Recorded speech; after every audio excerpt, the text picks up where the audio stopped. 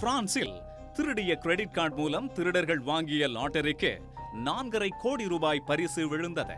போலீசில் சிக்கிவிடுவோம் என்ற பயத்தில் திருடர்கள் பரிசு தொகையை வாங்காமல் உள்ளனர். ஆனால் தனது கிரெடிட் கார்டை பறிகொடுத்தவரோ பரிசு தொகையை பாதியாக பகிர்ந்து கொள்ளலாம் என திருடர்களுக்கு அழைப்பு விடுத்துள்ளார்.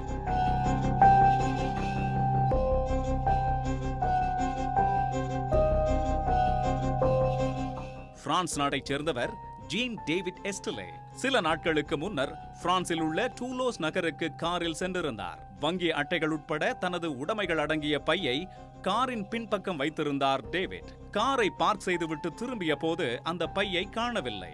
கிரெடிட் கார்டு, ஐடி கார்டு உள்ளிட்டவை திருடு போன நிலையில் வங்கிக்கு போன் செய்து தனது கிரெடிட் கார்டை உடனடியாக பிளாக் செய்தார் டேவிட். ஆனால் அதற்கு முன்னரே திருடர்கள் அந்த கார்டில் சில பொருட்களை வாங்கினர். தனது கிரெடிட் கார்டு திருடு போனதையும் அதில் பொருட்கள் வாங்கப்பட்டதையும் குறித்து போலீசில் புகார் அளித்தார் டேவிட்.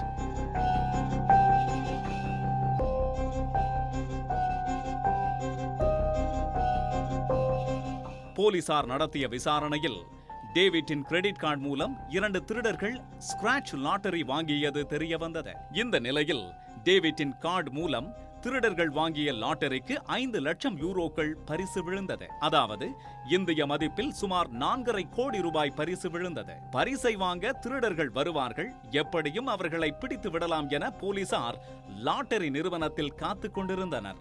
ஆனால் பரிசை வாங்கச் சென்றால் மாட்டிக்கொள்வோம் என்ற பயத்தில் திருடர்கள் லாட்டரி பணத்தை வாங்காமல் உள்ளனர். இதையறிந்த டேவிட் திருடர்களுக்கு ஆஃபர் ஒன்றை அறிவித்துள்ளார். அதன்படி லாட்டரி டிக்கெட்டுடன் வந்தால் பரிசு தொகையை பாதியாக பிரித்துக் கொள்ளலாம் என்றும் தன்னிடமிருந்து திருடிய கார்டுகளையும் திருப்பி தர வேண்டும் எனவும் டீல் பேசியிருக்கிறார். கிரெடிட் கார்டை பறிகொடுத்தவர் வழக்கை வாபஸ் பெறாவிட்டால் கைது செய்யப்பட்டு விடுவோம் என்ற பயத்தில் திருடர்கள் வெளியே தலை காட்டாமல் தலைமறைவாக இருக்கிறார்கள்.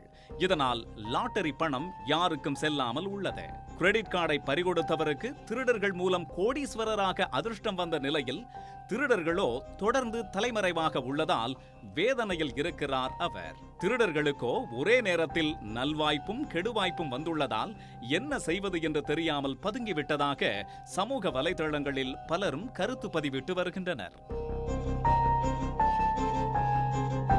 உடனுக்குடன் செய்திகளை தெரிந்து கொள்ள சன் நியூஸ் பெல் ஐகானை கிளிக் பண்ணுங்க.